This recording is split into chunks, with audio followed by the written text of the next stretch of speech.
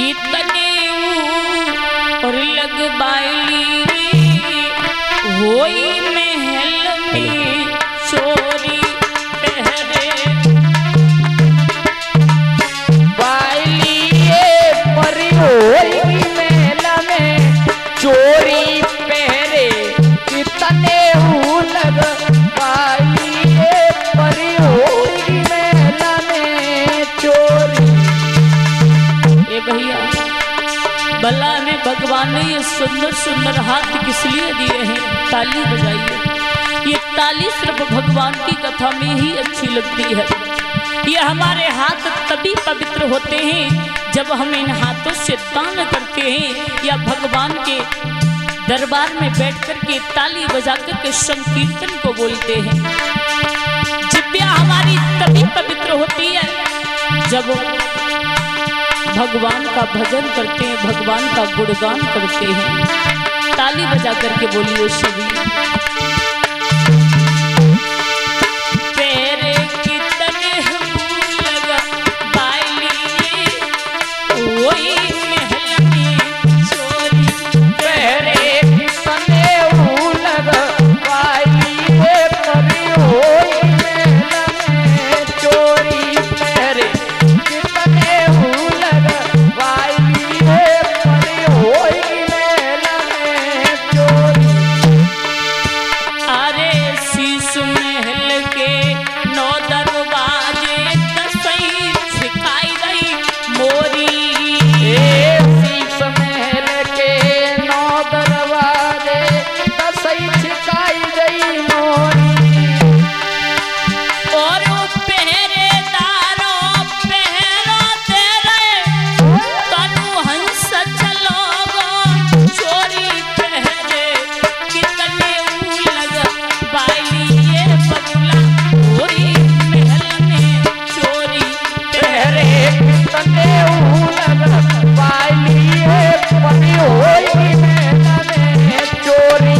पहरे कितने लगा बाइली परी होई महल में चोरी। ए भैया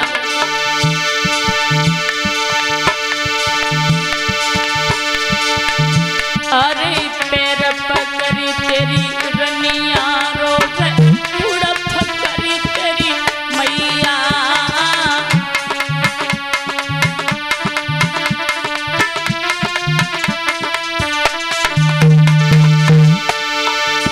ए मुड़प करी तेरी मैया रोवे पैर पकड़ी तेरी गोरी। मुड़प करी तेरी मैया रोवे पैर पकड़ी तेरी गोरी। और भुजा पकड़ी तेरे भैया रोवी मेरी बिछुड़ गई अब जोड़ी पहरे कितने लगा बाइली बबुला होई महल में चोरी पहरे। कितने लगा बाइली परी होई महल में चोरी। पहरे कितने लगा बाइली परी होई महल में चोरी। अरे रथ घोड़ा तेरी सुंदर पालकी बंधी रही घर घोड़ी। रथ घोड़ा तेरी सुंदर पालकी बंधी रही घर घोड़ी।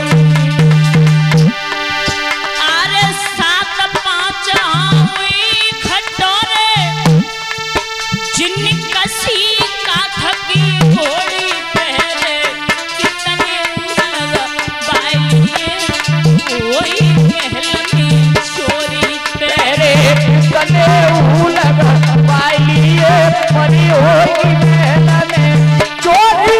पहरे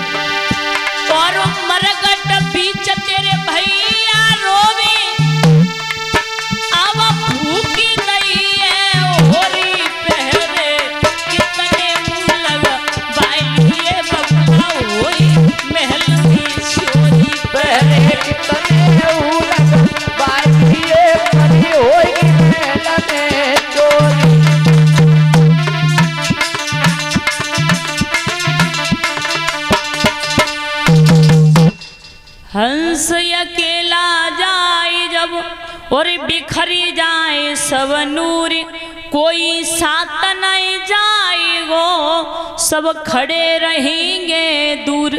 ध्यान रखना, कोई साथ में जाने वाला नहीं है। हाँ परीक्षित महाराज खड़े हो जाइए। नहीं भैया थोड़ी मोटी सी आवाज कर दो, पतली सी ज्यादा है। नहीं थोड़ी कर दी। भैया आप क्यों आ रही हो? आप बैठ जाओ, उन्हें पकड़ा दो, बाद में डाल लेना। हाँ महाराज कथा प्रसंग कहाँ चल रहा था? हेलो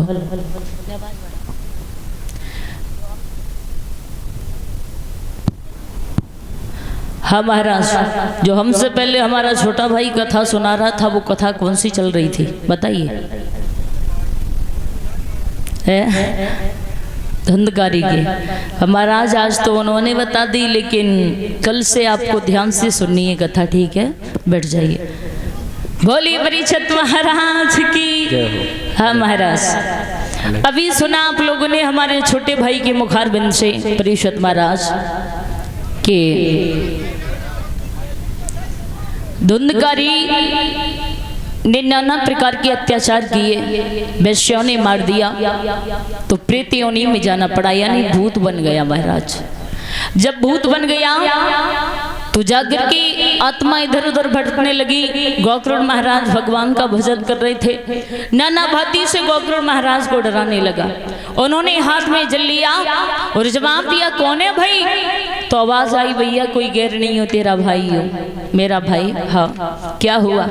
भैया मुझे वैश्यों ने मार दिया, मुझे प्रेत योनि में जाना पड़ा, यानी भूत बन गया हूँ, मेरा उद्धार करिए। तो गोकर्ण महाराज ने परीक्षित महाराज यही भगवान की अमृतमयी कथा सुनाई। जब अमृतमयी कथा सुनाई गोकर्ण महाराज ने, तो ध्यान रखना, उस पापी धुंधकारी को भगवान के दरबार में बैठने के लिए जगह नहीं मिली कहीं। फिर आवाज आई, भैया कहीं स्थान नहीं मिल रहा है। तो गोकर्ण महाराज ने एक 7 गांठ का बांस लिया परीक्षित महाराज। जब 7 गांठ के बांस को लिया, वो पापी धुंधकारी उसमें प्रवेश हुआ। जब प्रथम दिन की कथा सुनी तो पहली गांठ फट गई, द्वितीय दिवस की सुनी दूसरी गांठ फट गई। महाराज 7 दिन की कथा सुनिए, 7 गांठ फट गई। विमान आया, विमान में बैठ करके वो पापी स्वर्ग लोक के लिए चला गया। बोली गोविंद भगवान की। ये वो भगवान की कथा है महाराज, भगवान के दरबार में बैठ करके। लेकिन महाराज प्रभु कहता है कि प्राणी मैं सिर्फ भाव का भूखा हूं।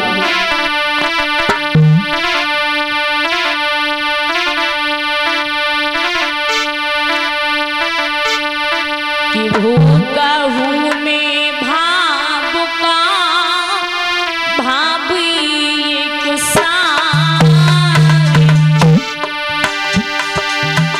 ए प्रेम से भज ले मुझे तो हुई जाए भव से पार।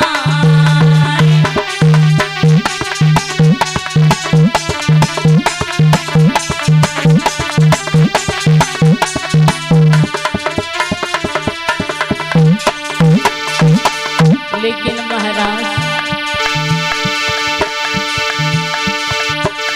अगर आप भगवान के लिए थोड़ा आगे बढ़ोगे तो पता नहीं गोविंद तुम्हारे लिए क्या कर दे। भैया जो तू बढ़िए डगी तो बढ़िए साटी, जो तू घटिए डगी तो लोहे की लाठी।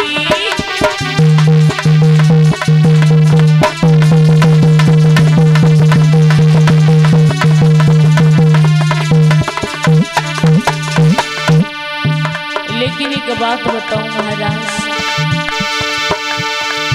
एक दुख में सुमिरन सब करे, सुख में करे न कोई। जो सुख में सुमिरन करो, दुख का एक होई।